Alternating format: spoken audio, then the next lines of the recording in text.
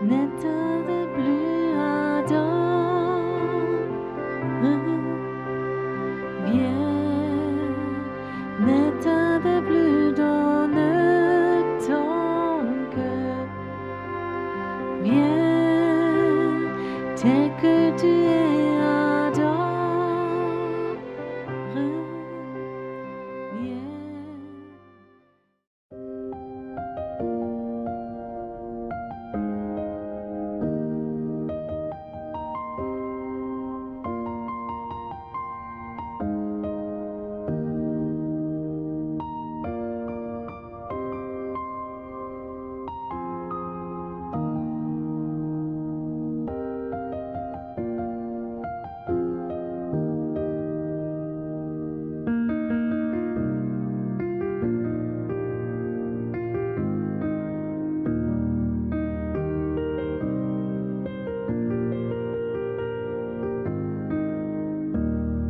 Einen schönen guten Abend.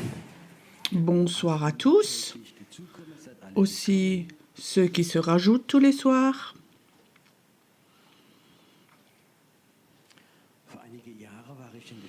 Il y a plusieurs années, j'étais en Suisse, dans la Suisse française, et ce qui était planifié, c'était un culte de guérison. C'était dans un hôtel, il y avait une salle comme ici, et ma chambre se trouvait au-dessus de la salle et je pouvais regarder sur le parking. Et je voyais comme les voitures venaient, comme les personnes rentraient dans l'immeuble, dans l'hôtel. Et le Seigneur me parlait, Pierrot, Dieu ne veut pas pouvoir guérir comme tu te l'imagines. Ça m'a effrayée. Et je disais, Seigneur, pourquoi? Et le Seigneur dit, Pierrot, les gens qui viennent, ils veulent voir mes mains, ma puissance de guérison, mais pas mon cœur. Et ça m'a profondément blessée. Quelque part, je sentais cette douleur. Les gens voulaient avoir la guérison, voir les miracles. Ils voudraient que sa main s'étende et fasse des miracles. Mais ils n'avaient pas le désir de connaître le cœur de Dieu en face à face. Et quand le Saint-Esprit m'a montré ça, j'avais un désir, je voulais même plus descendre. J'avais même plus envie de travailler parce que je savais que ça avait tellement blessé Dieu. Alors je dis, Saint-Esprit, est-ce qu'il y a encore une possibilité de changer ça? Et le Seigneur me dit, si ce soir, si tu ne parles pas de guérison, de miracle, mais du cœur de Dieu. Et tout d'un coup, quelque chose s'est passé dans la salle. C'est comme si les gens s'étaient accrochés à Dieu, avaient une révélation et ils ont eu un effet de « aha », ils veulent connaître Dieu. Et après un moment, ce désir était là dans la salle de connaître Dieu et après des guérisons se faisaient quand même. Et ça m'a donné à réfléchir et j'ai promis à Dieu, j'aimerais autant que possible parler de ton cœur plus que de la guérison, plus du cœur au lieu de guérison, de délivrance et d'autres choses. Et j'ai vu dans les premières années de mon ministère, il y aura un réveil et je peux vous dire, les 5 premières personnes dans notre église, les 5 personnes qui avaient été guéries du cancer, après 2 ans, nous ne les avons plus vues dans l'église. Ils ont eu un miracle et après on les a plus vus. Et ça m'a donné à réfléchir, où Dieu me disait aussi, c'est tellement important que les gens apprennent à me connaître comme je suis. Est-ce que vous avez ce désir-là? Ce soir, j'ai trouvé un texte. Notre frère va pouvoir lire. Tu fais tellement bien, il n'y a pas de problème. C'est un texte et j'aimerais bien qu'on écoute, parce que c'est un texte de Ésaïe qui parle du cœur de Dieu. Et là-dedans, il y a le cœur de Dieu.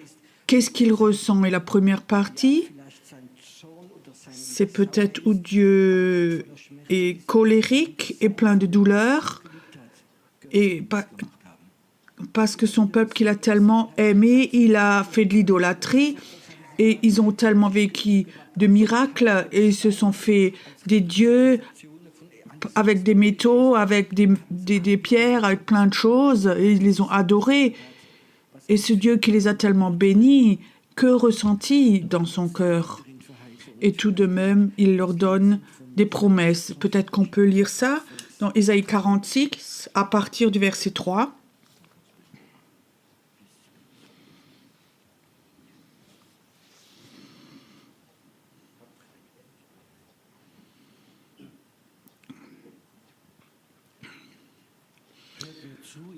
Écoutez-moi, maison de Jacob, et vous tous, restes de la maison d'Israël, vous que j'ai pris à ma charge dès votre origine, que j'ai porté dès votre naissance. Jusqu'à votre vieillesse, je serai le même. Jusqu'à votre vieillesse, je vous soutiendrai. Je l'ai fait, et je veux encore vous porter, vous soutenir et vous sauver. À qui me comparez-vous pour le faire mon égal? À qui me ferez-vous ressembler pour que vous soyez semblables? Ils servent l'or de leur bourse et pèsent l'argent à la balance. Ils paient un orfèvre pour qu'il en fasse un dieu, et ils se prosternent et adorent. Ils le portent, ils le chargent sur l'épaule, ils le mettent en place et il le reste. Il ne bouge pas de sa place. Puis on crie vers lui, mais il ne répond pas. Il ne sauve pas de la détresse. Souvenez-vous de ces choses et soyez des hommes, pécheurs, rentrez en vous-même. Souvenez-vous de ce qui s'est passé dès les temps anciens, car je suis Dieu et il n'y en a point d'autre. Je suis Dieu et nul n'est semblable à moi. J'annonce dès le commencement ce qui doit arriver et longtemps d'avance ce qui n'est pas encore accompli. Je dis, mes arrêts subsisteront et j'exécuterai toute ma volonté. C'est moi qui appelle de l'Orient, un oiseau de proie, d'une terre lointaine, un homme pour accomplir mes desseins. Je l'ai dit et je le réaliserai. Je l'ai conçu et je l'exécuterai. Écoutez-moi, gens endurcis de cœur, ennemis de la droiture. Je fais approcher ma justice. Elle n'est point loin, et mon salut. Il ne tardera pas, et je mettrai le salut en Sion et ma gloire sur Israël. So habe ich es gesagt, und genau so wird es eintreffen. Ich habe diesen Plan gefasst und werde ihn verwirklichen. Ihr Starrköpfe, hört doch auf mich. Ihr denkt wohl, für euch gibt es keine Hilfe mehr. Doch ich bin euch nahe. Ich will euch retten. Und zwar jetzt. Meine Hilfe lässt nicht länger auf sich warten. Ich will Jerusalem Heil und Frieden schenken und in Israel meine Herrlichkeit zeigen.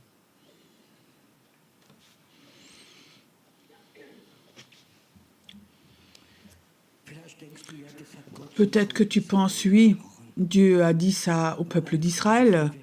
Mais une question, est-ce que nous chrétiens, est-ce que nous sommes mieux que eux? Est-ce que tu peux comprendre combien de fois Dieu a eu une douleur? Il a tellement aimé son peuple, il a tout donné. Et à chaque fois, ils adorent d'autres idoles. Moi, je suis pasteur et aussi, pendant plusieurs années, j'ai fait de la cure d'âme.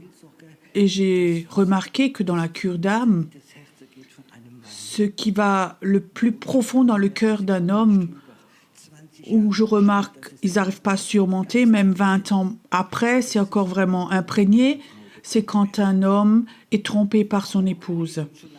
Les femmes peuvent émotionnellement sortir tout ça et mieux surmonter, mais j'avais parlé à des pasteurs où je ne pensais pas, après 30, 40 ans, ça montait, cette douleur, j'ai été trompée par cette femme à qui j'avais fait confiance. Une douleur très profonde où j'ai vraiment remarqué, ils l'ont emmené cette douleur presque jusqu'à la mort et cette douleur était vraiment encore là et profondément. Combien doit être grande la douleur de Dieu quand ses enfants à qui il a tout donné, il le trompe. Ça avait commencé Adam et Ève, c'est juste ça. Ils ont trompé Dieu. Dieu leur a tout donné. Il avait tout offert. Et ils ont plus fait confiance au serpent qu'à Dieu lui-même. Dieu avait eu une déception après l'autre. Et son cœur était blessé, déçu. Et tout de même, Dieu n'a jamais perdu espoir et a toujours redonné une chance à son peuple. Je crois, Dieu, nous, en tant que chrétiens, Dieu nous a donné encore plus qu'au peuple d'Israël. Il nous a donné son propre Fils. Personne n'a mérité d'être sauvé, Nous ne sommes pas mieux. Et maintenant, Dieu vient, il donne le meilleur de ce qu'il a, son Fils pour ce peuple qui croit en Jésus-Christ. Et ce peuple l'a mis au niveau du peuple d'Israël. Et si je suis honnête, qu'est-ce que nous avons fait avec ce cadeau de Jésus-Christ? Tu sais prendre un cadeau et te retourner partir, mais celui qui te l'a donné, lui ne se sent pas bien si tu prends et tu t'en vas. Peut-être que vous avez déjà tous vécu, ou parce que tu l'aimes, tu lui as donné un cadeau important, qui pour toi était important. Et alors tu as appris que l'autre l'a jeté. Il a méprisé ce cadeau. Est-ce que tu lui donneras une deuxième fois un cadeau? Tu réfléchiras sans doute avant de faire ça. Mais Dieu nous a offert, donné. Et qu'est-ce que nous, en tant que chrétiens, je parle de gens nés de nouveau, qu'est-ce que nous en avons fait? Nous avons le pardon, la bénédiction, la vie éternelle, nous sommes vainqueurs en Jésus-Christ et tout. Mais dans notre cœur, combien de fois est-ce que nous avons trompé Dieu? On n'a pas été obéissant et on a fait confiance à d'autres choses qui ne sont pas de Dieu. Les derniers temps, j'ai beaucoup réfléchi sur le réveil, les promesses de Dieu et le don de soi ou le comportement des chrétiens. Je ne parle pas de ceux qui sont nés de nouveau dans leur premier amour, mais je parle aussi de leaders spirituels. Combien est-ce qu'eux font confiance en Dieu pour le réveil ou est-ce qu'ils veulent eux-mêmes construire quelque chose? Je ne suis pas celui qui aime critiquer, mais j'aime analyser. Quand je vois, comme beaucoup de leaders spirituels, qui ont de grandes églises, ils veulent avoir les meilleurs musiciens, avoir un beau immeuble, une belle organisation, de bonnes finances, alors ils sont heureux avec cela. C'est ce que j'ai l'impression. Ce cri vers Dieu. Dieu m'a révélé des choses qui m'ont vraiment touchée. Il me dit, Pierrot, combien est-ce que tu crois qu'en Allemagne, il y a des pasteurs qui ont réussi, ils ont une belle église, donc les rentrées sont bons, ils ont de bons membres, de bons musiciens, des pasteurs. J'ai appelé les pasteurs à arrêter à être prophètes, mais ils n'étaient pas prêts à aller. Donc tu donnes ce que tu as construit et ce que Dieu avait béni. Et je sentais cette douleur de Dieu qui me dit, tu sais, si les prophètes ne se lèvent pas avec les apôtres, on ne va pas vivre le réveil. Et je voyais, comme Dieu m'avait montré, combien de leaders spirituels sont restés sur ce qu'ils avaient construit, font confiance, ils aiment leur église, alors que Dieu avait appelé des personnes à être des évangélistes. Et ils ne sont pas allés. L'autre fois, j'ai parlé avec un leader d'une grande école biblique qui est très connu. Et c'est un temps où je demandais s'il n'avait pas un pasteur de jeunes pour nous. Et il dit, tu sais, en ce moment, en école biblique, chaque année, on a entre 100 et 120 étudiants.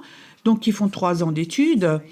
Et de ceux-là, il y en a 2 ou 3% qui vont dans le service à temps plein. Je dis, mais ça se peut pas. Mais il dit, si, tu sais, peut-être qu'il y a 10% qui sont prêts à aller à temps plein, de travailler à temps plein. Mais ce qui est important pour eux, c'est d'avoir un salaire, une voiture, avoir un contrat pour les vacances aussi. Et après, il faut que la femme fasse avec. Et la majorité des femmes préfèrent avoir un ingénieur ou quelqu'un d'autre qui travaille à la banque au lieu d'avoir un pasteur. Nous ne trouvons personne, il y a beaucoup d'églises, il n'y a plus de pasteurs, malgré que Dieu les a appelés.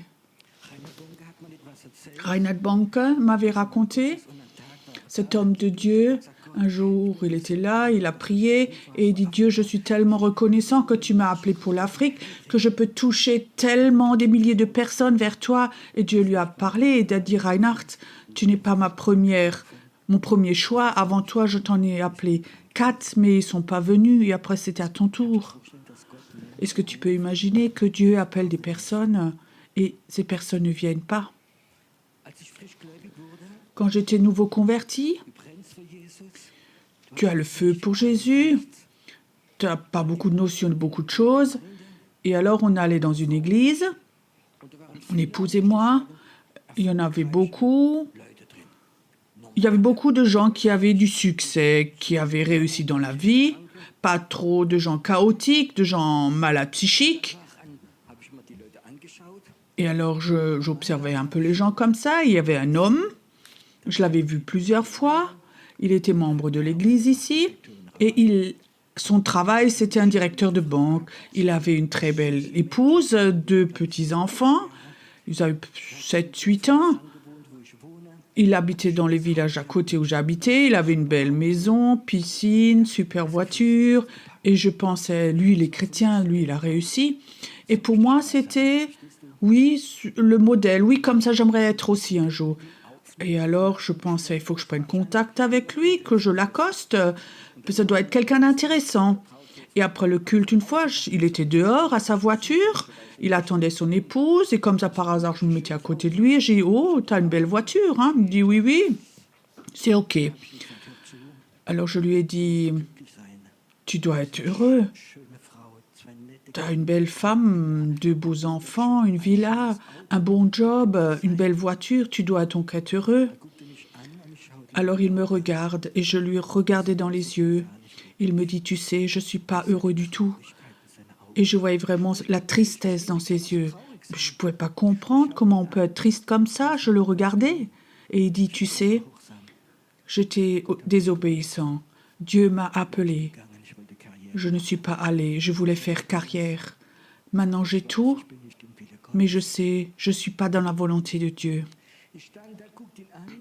J'étais là, je le regardais, mon modèle chrétien, et je voyais cette tristesse, parce qu'il savait, il était honnête. Il n'est pas allé dans le plan de Dieu. Dieu l'a appelé à prêcher, pas en tant qu'homme d'affaires. Et ce jour, quelque chose s'est passé en moi. J'ai dit, ces yeux tellement tristes, je ne veux pas les avoir. Et de dire un jour à quelqu'un, j'ai réussi en tant qu'homme d'affaires, j'ai la famille, tout est OK. Mais Dieu m'a appelé et je ne suis pas allé. Combien de personnes aujourd'hui, il existe des chrétiens qui ont entendu l'appel de Dieu et ils ne se sont pas levés. Peut-être qu'il y en a ici ce soir ou quelques-uns qui écoutent et ils savent, Dieu m'a appelé et je ne suis pas allé. Ils ont ignoré l'appel de Dieu sur la base, je veux dire ça, d'une idolâtrie. En Allemagne, on a une grande idole, vous l'avez peut-être aussi en Suisse. Que pensent les autres? Que pense ma famille? Si je démissionne de mon travail, que pense ma famille? Si je dis je ne vais pas étudier, mais je vais aller en Afrique en tant que missionnaire, que va dire ma famille? Si je pense à Maria Prian qui a 60 ans, qui a eu l'appel de Dieu à aller en Afrique, alors je vous dis chapeau, vous comprenez? C'était sans doute pas facile tous les jours pour elle, mais l'appel de Dieu était là. Est-ce que c'est pas une idolâtrie quand Dieu nous appelle et nous n'allons pas? Nous voulons être bénis, sauvés, nous voulons le pardon, la guérison, tout est OK. Mais tu sais ce que Dieu ressent quand il appelle quelqu'un, qui lui donne une mission et tu ne le fais pas? J'ai un ami à moi. Maintenant, les dernières années, il a eu un puissant ministère en France et il me racontait. Donc, il servait déjà un peu Dieu, il travaillait déjà dans une entreprise en tant que commercial. Et vendredi après-midi, il y avait une réunion avec le chef. Donc, ils étaient à 6-7 collègues. Le chef a présenté son nouveau projet. Et pendant que le chef parle devant, le Saint-Esprit lui dit « Invite ce week-end ton collègue qui n'est pas chrétien. » Il dit « Seigneur, j'aimerais, mais une autre fois, ce week-end, on est en train de rénover à la maison. C'est complètement le désordre. » Le Seigneur dit encore « Invite-le. » Une troisième fois. Alors il dit « Tu sais, même mon épouse dira, elle va jamais accepter. » Il ne l'a pas invité. Le lundi suivant, le chef est venu. Il a appelé tous les collègues. Il a dit « J'ai une mauvaise nouvelle. Votre collègue, il s'est suicidé ce week-end. Il s'est pendu. » Que ressent Dieu? Tu sais, il avait prévu de le sauver et de l'utiliser. Et l'autre à côté, il n'était pas obéissant. Et il me disait, tu sais, au moment où c'est arrivé, j'ai senti le cœur de Dieu, sa douleur. Il sentait cette douleur de Dieu et ça l'a tellement anéanti et il s'est repenti. 3 semaines après, Dieu l'a appelé, il a dit « Arrête ton travail, j'ai besoin de toi à plein temps. » Dans cet échec-là, Dieu l'a appelé et je peux te dire, et pendant 30, 40 ans, il avait vraiment un ministère très puissant. Nous, de nature, je voudrais dire, nous sommes des rebelles, peureux, nous sommes liés à ces idolâtries, que pensent les autres, c'est pas la confiance en Dieu, et quand Dieu nous appelle, nous n'allons pas. Quand Dieu nous, comme ça, une intuition, va chez cette personne, dit quelque chose, fais ceci, est-ce que nous sommes prêts à aller? Ou est-ce qu'il y a la pensée, c'était mon idée, ça ne peut pas être de Dieu cela. Combien de fois Dieu nous a appelés et nous ne sommes pas allés? Combien de fois Dieu nous a donné une mission et nous ne l'avons pas fait? Et maintenant, c'est l'image de l'Église. Et maintenant, nous avons tous un désir, le réveil. Le réveil, mais nous ne bougeons pas. Qu'est-ce qui se passe dans le plan de Dieu? Qu'est-ce qui se passait dans le plan de Dieu à cette époque-là? Et Dieu dit, malgré tout, tout ce que moi je décide, ça va arriver. Qu'est-ce qu'il dit? L'aigle va vous appeler d'un pays lointain et je vais vous envoyer quelqu'un de loin et il va venir parce que mes plans vont se réaliser. Pourquoi je vous raconte cela? La première fois où j'ai entendu ça, je dis, mais Seigneur, nous ne sommes pas mieux que le peuple d'Israël. Mais j'ai une consolation dans mon cœur. Dieu a décidé, le réveil va venir en Autriche, il va venir en Suisse, il va venir en Allemagne, en Europe. Le réveil va venir, pas parce que nous sommes super, mais parce que Dieu l'a décidé. En moi, j'ai cette profonde persuasion, c'est comme si Dieu ce soir l'avait confirmé, le réveil va venir, pas sur nous, et il n'a pas besoin de toi, de moi, et il sait combien faibles nous sommes, mais c'est le plan de Dieu, c'est la décision de Dieu, le réveil va venir, et tu sais quand le réveil vient, et il va venir, personne d'entre nous, personne, pas une personne, même pas moi, je l'ai vu et j'ai aidé. Je l'ai su et j'ai aidé. Le réveil va venir parce que Dieu l'a décidé. Et ce soir, je ne veux pas qu'il y ait de l'accusation dans ton cœur, mais une connaissance. Nous sommes tous dans l'idolâtrie encore. Nous faisons tous encore un peu confiance à Dieu, un peu sur notre étude, notre argent, notre famille, un peu notre église, notre pasteur, mais vraiment faire confiance à Dieu, c'est pas là de marcher sur l'eau, c'est pas vraiment là. Moi, j'aime ces personnes. À Genève, il y a un pasteur que j'avais appris à connaître en Amérique du Sud, on avait servi ensemble, et lui racontait, il avait grandi en France, en France, dans le Nord, et le soir, il avait 16 ans, 17 ans, quelqu'un l'a invité à une évangélisation sous tente. Toute la famille était athée, lui aussi, mais il est allé là-bas, quelqu'un l'a emmené, et il entend la première fois le message de Jésus-Christ. Et tout de suite, il lève la main et il va devant, il se convertit, il rentre chez lui à la maison. Il dit, papa, maman, je suis devenu chrétien, j'ai accepté Jésus. Et son père lui dit, écoute, je te donne une nuit pour réfléchir. Demain matin, si tu crois ça encore, tu prends ta valise et je te jette dehors. 16 ans et demi. Le matin, il se réveille. Papa le demande tout de suite au petit déjeuner. Alors, petit, tu veux toujours encore être chrétien? Il dit, je suis chrétien, je le reste. Jésus est mon Seigneur et Sauveur. Son père a pris la valise et l'a mis devant la porte. Sans argent, sans rien du tout. Et il est parti. Et Dieu s'est occupé de lui. Et je peux te dire, c'est devenu un pasteur évangéliste merveilleux à Genève. Une onction de louange merveilleuse qu'il a eue de Dieu. Et quand j'entendais une histoire comme ça de gens, ça m'a tellement touchée. À 16 ans et demi, il a quitté la maison, sa sécurité, la maman, pour sa foi. Où sont les héros aujourd'hui? Où sont ces héros-là? Je crois que nous sommes dans un temps où le niveau des chrétiens, du savoir a augmenté. Mais notre cœur n'est pas prêt à mourir pour Dieu. Je veux être honnête avec vous, en tant que chrétien, nous sommes vraiment tombés très bas.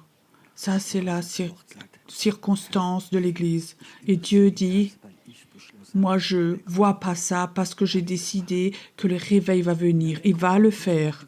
Et le réveil ne vient pas parce que tu as beaucoup prié, ne vient pas parce que j'ai beaucoup cru, ne vient pas parce que je l'ai proclamé. Le réveil vient parce que Dieu l'a décidé. Tu comprends? Et si Dieu, nous l'avons lu, si Dieu décide quelque chose, il va le faire. Et ça, tu peux avoir confiance, ça n'a rien à voir avec si tu réussis ou que tu es un loser ou pas. Dieu a la capacité de prendre un loser et de faire de très grandes choses au travers de lui. Ce soir, j'ai le souhait que Dieu te montre un bout de son cœur et il dit, je sais que tu as tout raté, que vous êtes faible, que vous faites de l'idolâtrie, mais moi je vous dis, moi je vais quand même faire venir le réveil. Le réveil va venir. Je voudrais que cette foi rentre dans ton cœur. Et quand le réveil va venir, nous aurons tous une grande joie. Et comment je peux dire encore? Et nous aurons une double mesure d'humilité sur nous. Parce que tu sais, tu n'as rien fait, t'as échoué, mais tout de même, le réveil vient et Dieu t'appelle à travailler dans le réveil. Je crois qu'il n'y a pas eu beaucoup de réveils dans les derniers temps dans beaucoup d'endroits du monde, mais le dernier réveil va être le plus grand et des millions de personnes vont être sauvées. Mais ce n'est pas un réveil que les personnes ont mérité ou que les personnes ont tiré, mais c'est un réveil que Dieu a décidé parce que sa parole dit, le Seigneur va revenir, une église, il va chercher sans ride et sans tache. C'est juste là. Et cette église qui n'a aucune tache, aucune ride, personne ne pourra la restaurer. Honnêtement, moi aussi j'ai été 30 ans pasteur et cette fois j'ai perdu qu'on a une église sans rides et sans taches. J'ai perdu cette foi, je l'ai plus parce que tu sais, quand je me regarde moi-même dans la glace, je le vois. Ça, c'est ma foi. Et malgré cela, je sais que par grâce, qu'un grand réveil va venir, il va le faire venir. Est-ce que tu as ce désir en toi, dans ton cœur, de porter cela, d'avoir cette foi en toi, que cet immense réveil, et que c'est le réveil de Dieu, et lui seul va avoir toute la gloire. Et j'ai vraiment cette grâce que je peux vivre dans ce réveil, que je peux servir dans ce réveil, mais que je n'ai rien fait pour cela. Si toi tu es là aujourd'hui et tu penses, tu peux faire quelque chose pour que le réveil vienne, cette foi, j'aimerais la détruire en toi. J'aimerais te l'enlever parce que je ne l'ai pas non plus. Dieu le fait parce qu'il a décidé et ça c'est la grâce. Il va venir une fois avec une immense vague de réveil et je peux te dire, le monde va être ébranlé. Moi je me réjouis déjà ce jour où quelqu'un me donne le journal sur la première page, il est écrit « Les Allemands sont devenus fous ». Ils courent de nouveau à l'église, ils suivent Jésus. Où tu ne peux pas prendre le bus ou le tram, où tu entends les gens que encore parler de Jésus et ce temps va venir. Je vais prier quelque chose de fou, est-ce que c'est OK? J'aimerais que cette nuit, que cet élixir du réveil, une goutte, que Dieu mette une goutte dans ton sommeil, pas pour que tu dormes mieux, mais pour qu'une goutte vienne, que cette nuit, que si tu te lèves, que tu réfléchisses, que tu penses au réveil, à sentir le réveil, que tu saches que le réveil va venir, que c'est en toi et que ton intelligence peut dire les circonstances de l'Église est tellement mauvaise, ça ne peut pas se passer, il y a tellement de leaders, et ceci et cela, peu importe, Dieu a décidé. Dieu a décidé. Dieu voudrait nous donner cette foi et enlever notre foi, que toi, tu peux faire quelque chose pour que ça vienne.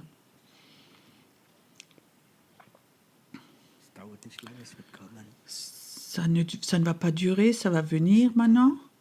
Ça va venir. Que quelque chose te touche maintenant. Que quelque chose te touche du ciel. Un bout du plan de Dieu. Ne te fais pas de soucis où, quand, comment, mais ça va venir.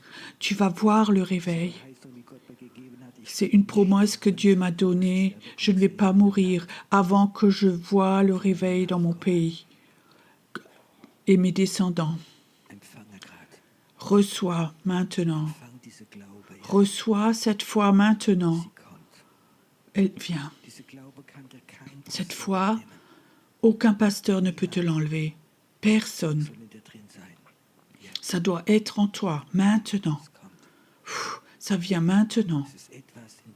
C'est quelque chose qui rentre en toi maintenant. Toi, tu vas voir le réveil. Tu vas voir le réveil. Tu vas voir que des générations vont venir. C'est pas un vrai réveil, c'est pas de 5-6 ans, mais c'est un réveil qui va aller au-dessus des générations. Parce que Dieu est un Dieu d'Abraham, d'Isaac et de Jacob, un Dieu de génération. Reçois, reçois, reçois, reçois.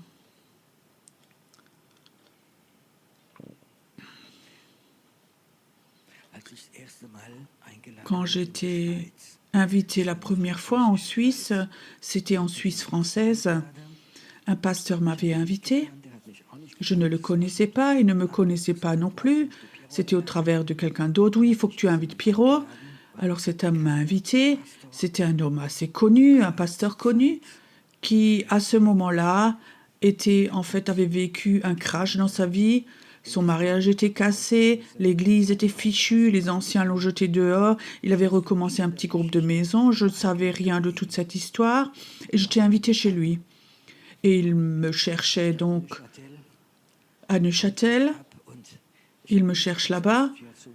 Je ne savais rien du tout de sa situation, mais je remarque juste qu'il était assez énervé et colérique, qu'il était mal luné. Il était dans sa voiture, j'étais dans sa voiture, ça commençait Après 5 minutes, il commençait à gronder sur l'Église, sur les chrétiens, il gronde sur ceux qui prêchent et ceux qui prêchent sur le réveil. Ils veulent que notre argent, c'est des faux prophètes, et il a vraiment grondé sur ces gens qui prêchent le réveil.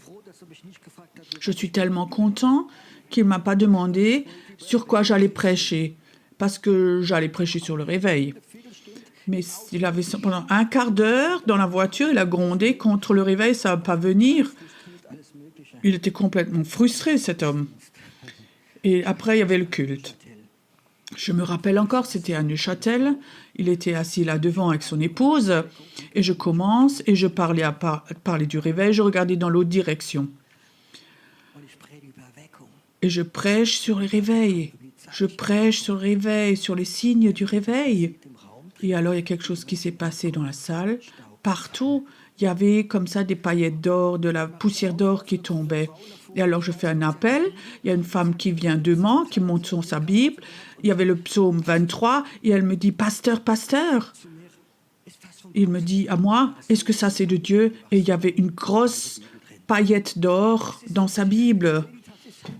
Et quand tu as prêché, j'avais la Bible ouverte, elle est tombée dedans. Regarde, est-ce que ça, c'est de Dieu ? Et je regardais et je disais, demande donc ton pasteur de préférence. Oui, merci. Alors, elle est allée avec sa Bible chez le pasteur, là devant. Regarde voir, là, il y a de l'or. Est-ce que c'est de Dieu ?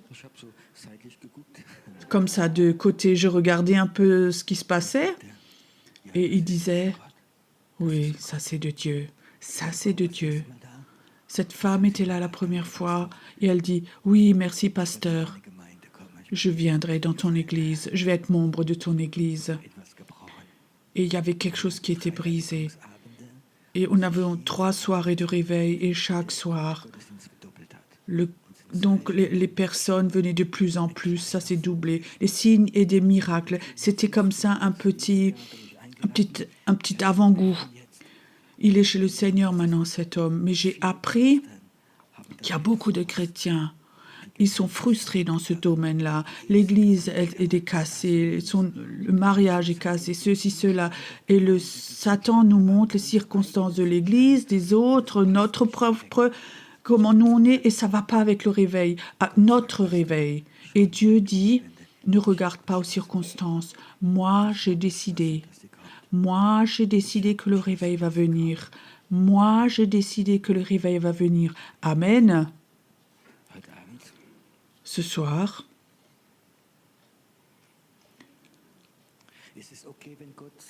est-ce que c'est OK si Dieu parfois confirme sa parole avec des signes et des miracles? C'est OK pour vous?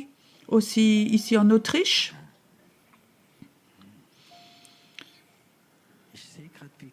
Je vois comme Dieu a redonné cette foi à beaucoup de personnes maintenant.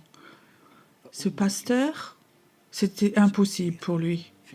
Il était impossible à convertir au réveil. Il était complètement fermé. Mais cette paillette d'or dans la Bible a touché son cœur. C'était un signe de Dieu pour son cœur.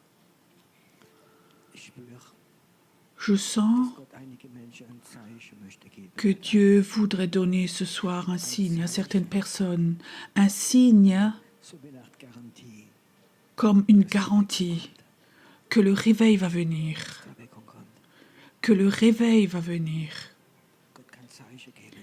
Dieu peut donner des signes. Une fois, j'étais ici à Montsé, j'ai prêché. Il y avait un homme qui était là. Il s'est présenté, même courtement. Et il disait, il avait travaillé 20 ans pour les services secrets. Il était aussi le garde du corps de Arafat. Il avait déjà 70 ans, cet homme. Il dit, il a des problèmes avec la foi. Et j'ai prié Dieu. Dans la salle, j'avais eu une parole, il y a quelqu'un qui est là. Cette nuit, ta montre, elle va s'arrêter 1 heure et après elle continue. Comme signe.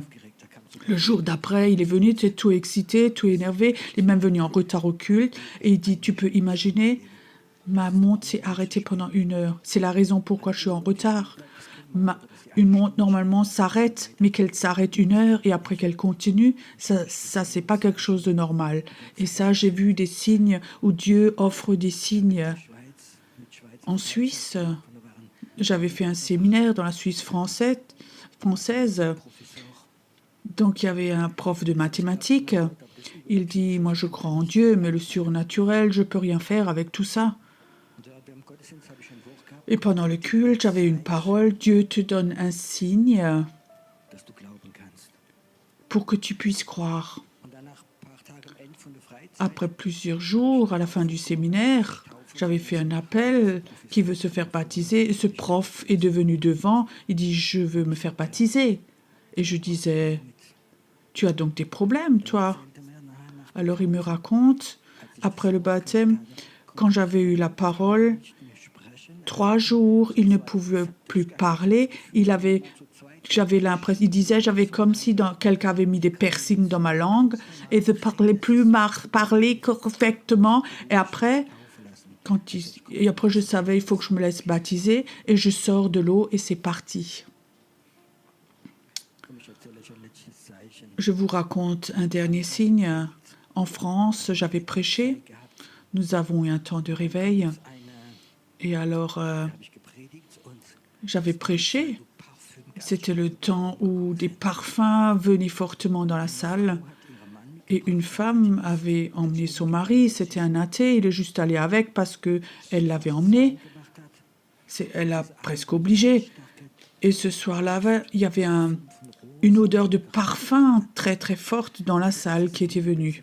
Vous savez qu'au ciel, ça sent beaucoup mieux que sur la terre. Et que quand parfois les anges descendent du ciel, l'atmosphère change.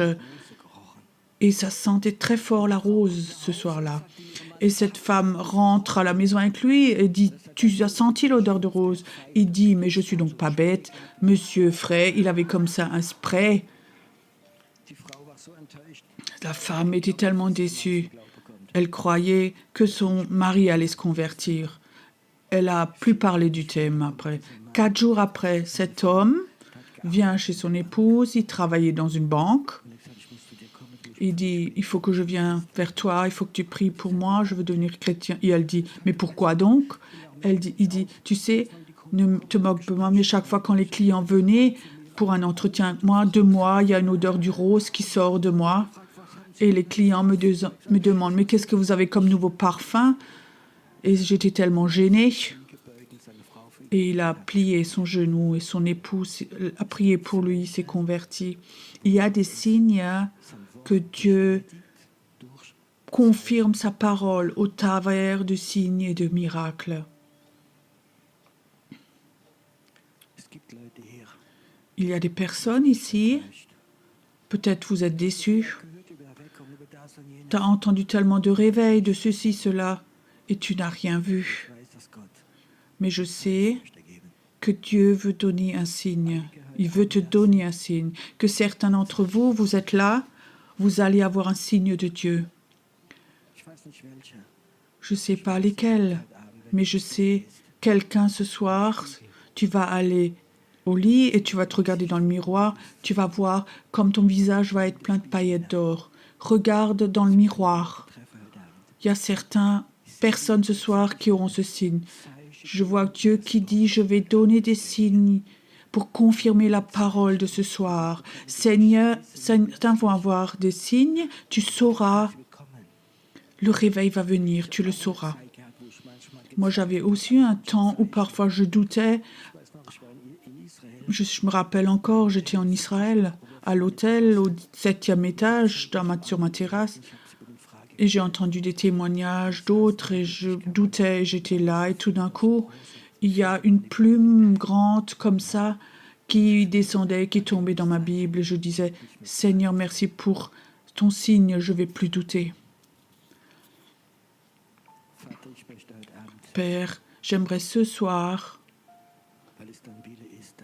parce que c'est ta volonté, que tu libères des signes, que tu donnes des signes, que certains reçoivent des signes du ciel, des choses surnaturelles où tu sais. Il y a quelqu'un qui est là, tu as quelque chose d'une grande valeur que tu as perdu. Je ne sais pas si c'est une bague, mais quelque chose qui a beaucoup de valeur pour toi. Et cette nuit, tu vas avoir la révélation où tu l'as perdu. Et tu l'auras de nouveau, tu vas le retrouver. Ça va être un signe que Dieu va libérer le réveil. Merci Seigneur que toi, ce soir, tu libères des signes, tu donnes des signes. Aussi à des personnes qui regardent sur YouTube, chez eux, à la maison, peu importe où ils sont. Dieu a la capacité, au travers de la caméra, maintenant, de te les envoyer, ces signes. J'ai entendu tellement de témoignages ces derniers temps où les gens sont guéris dans ce qu'ils ont regardé YouTube, que j'ai prié pour eux et j'avais des paroles de connaissance pour toi, chez toi, à la maison. Des signes doivent se réaliser et Dieu dit, mon peuple a besoin de ces signes surnaturels. Ils vont venir, ils vont venir. Merci Seigneur que nous avons le droit de vivre ces temps où tu confirmes toujours encore ta parole avec des signes et des miracles.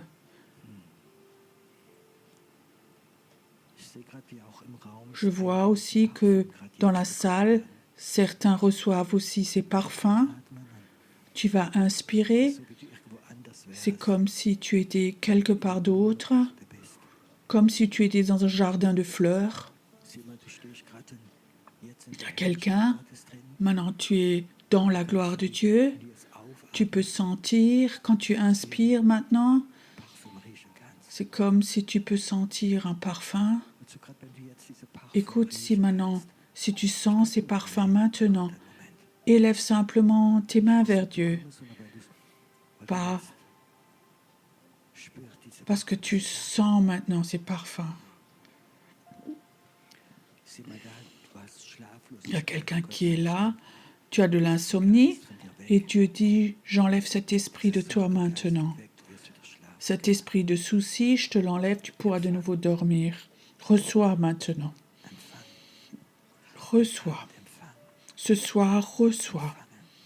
Reçois ce soir. Que Dieu transforme la tristesse en joie. Que là où le corps était faible, qui sera de nouveau plein de force, tu auras la force de Dieu. C'est comme si Dieu te rend toute sa puissance. Vraiment une bouffée d'énergie maintenant. Merci Seigneur pour ce miracle. Il y a quelqu'un qui est là. Tu sens maintenant comme le chocolat, du cacao. C'est qui? Fais-moi un signe, Dieu veut te parler.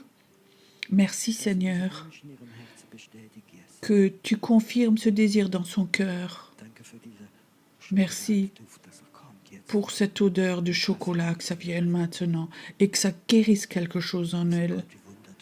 Tu es un Dieu qui fait des miracles. C'est encore là maintenant. Il y a quelqu'un, tu sens maintenant la lavande. C'est qui? C'est qui la personne? Fais-moi un signe vite. Il y a quelqu'un qui sent la lavande.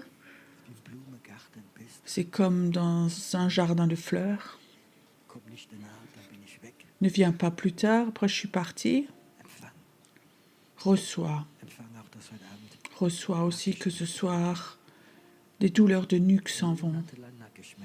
Des mois, tu avais des douleurs de nuque parce que tu avais eu un accident avec la voiture, je ne sais pas, ou autre chose.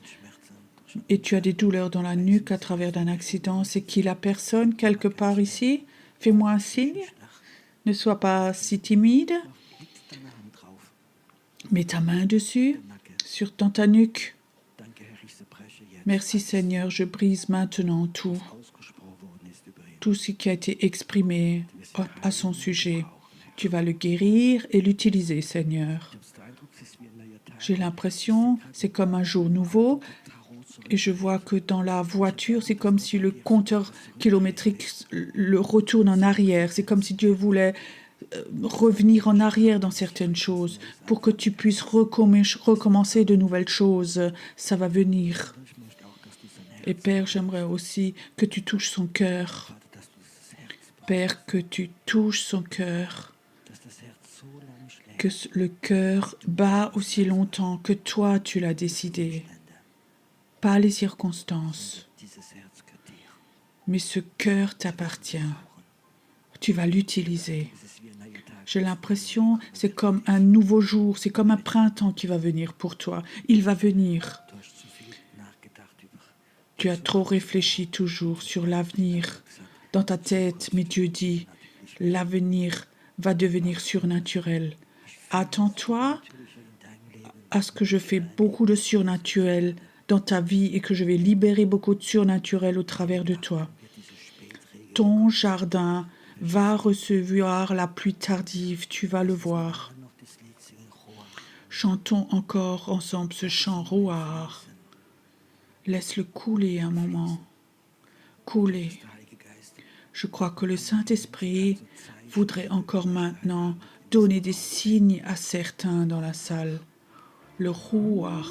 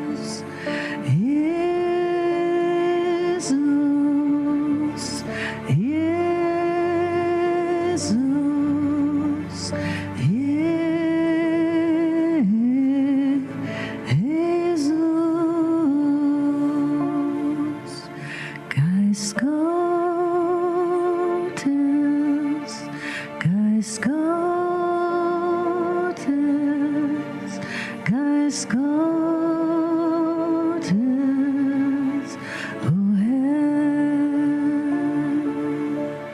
Geist Gottes, Geist Gottes, Geist Gottes,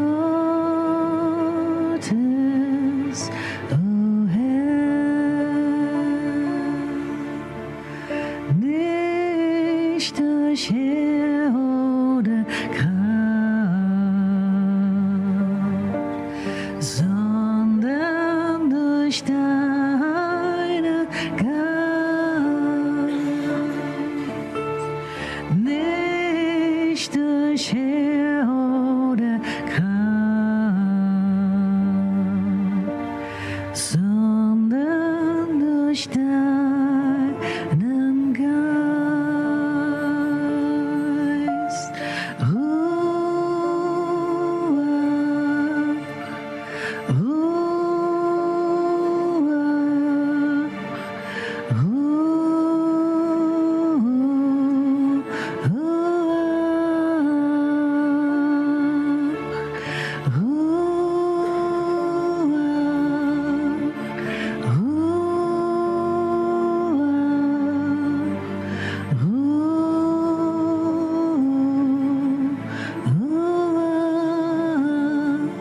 ich will dich anbeten von ganzem Herzen.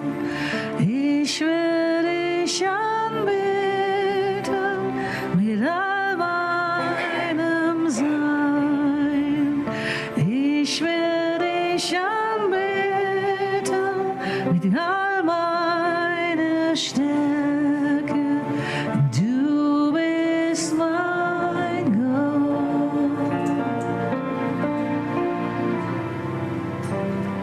Du bist mein Gott.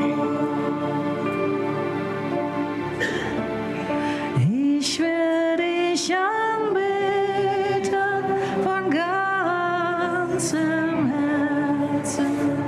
Ich will dich anbeten mit all meinem Sein.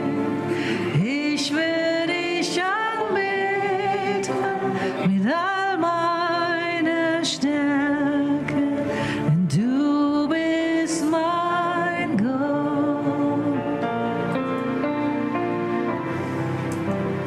Du bist mein Gott.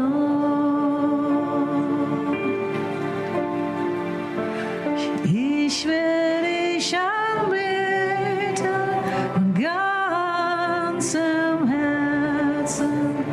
Ich will dich anbeten mit all meinem Sein. Ich will dich anbeten mit all meiner Stärke. Du bist mein Gott.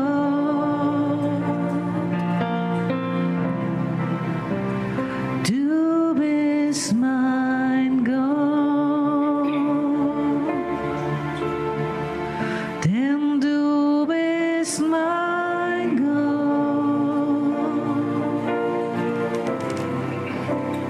Du bist mein Gott.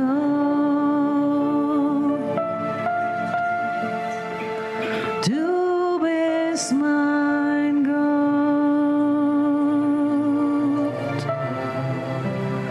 Du bist mein Gott. Denn du bist mein Gott.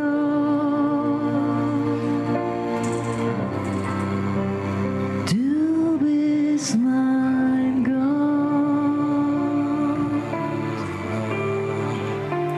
Ich such dein Angesicht von ganzem Herzen. Ich such dein Angesicht mit all meinem Sein. Ich such dein Angesicht mit all meiner Stärke, denn du bist mein Gott.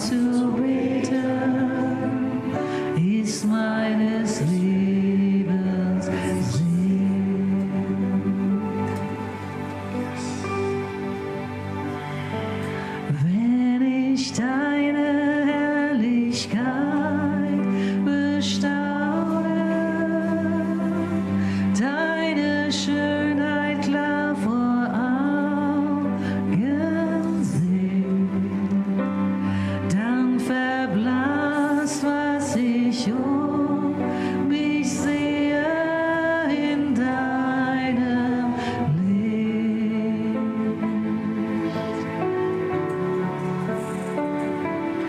Wenn ich deine Nähe deutlich spüre, deine Liebe völlig mich umhüllt, dann verblasst, was ich um mich sehe in deinem Licht. Ich bete dich an.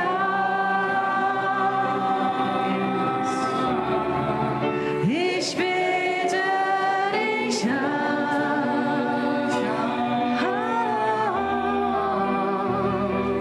Dich allein anzubeten ist meines Lebens Sinn. Ich bete dich an.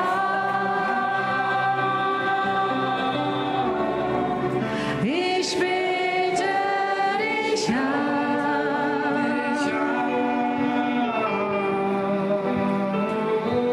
Dich allein anzubeten ist meines Lebens Sinn. Ich bete dich an.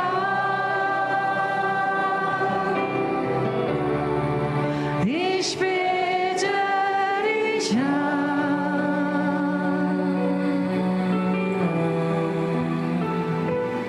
Dich allein anzubeten ist meines Lebens Sinn.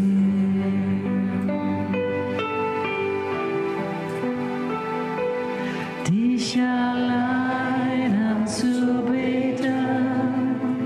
ist meines Lebens Sinn.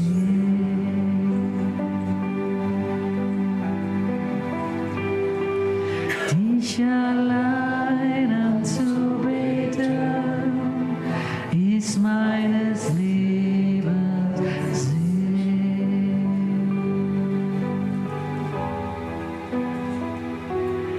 Wenn ich deine Herrlichkeit bestaune, deine Schönheit klar vor Augen sehe, dann verblasst, was ich um mich sehe in deinem Licht.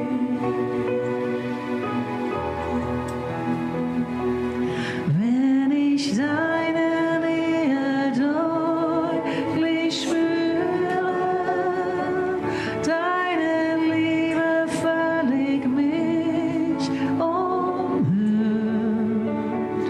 dann verblasst, was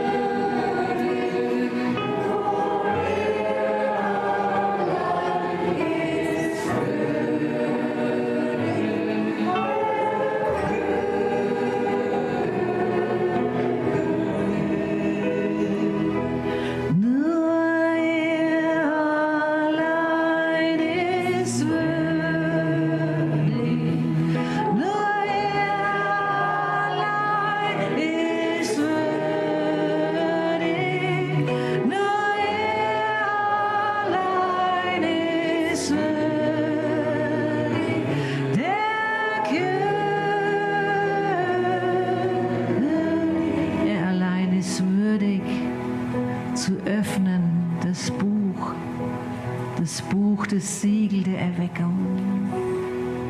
Nur er allein ist würdig.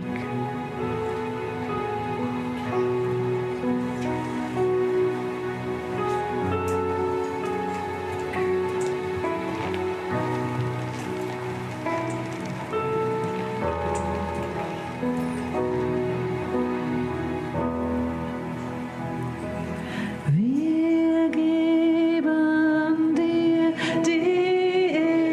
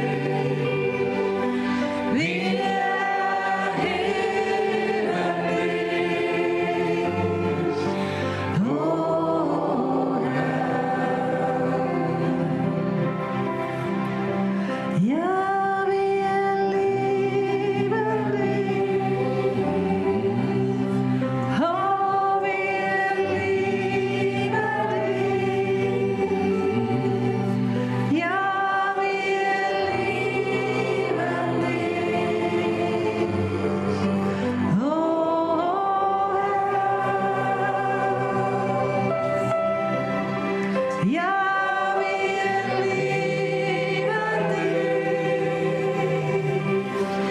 Ja, wir lieben dich. Oh, wir lieben dich. Oh, Herr. Ja, wir lieben dich. Oh, Herr.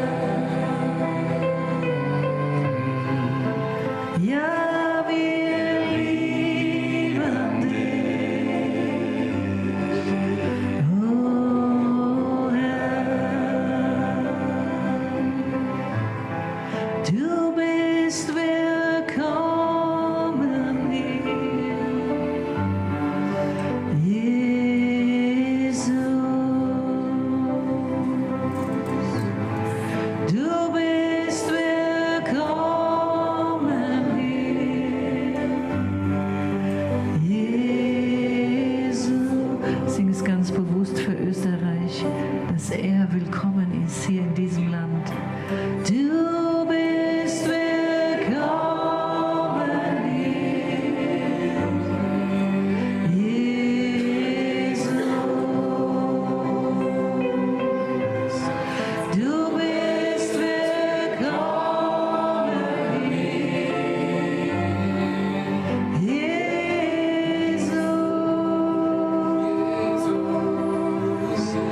Du bist willkommen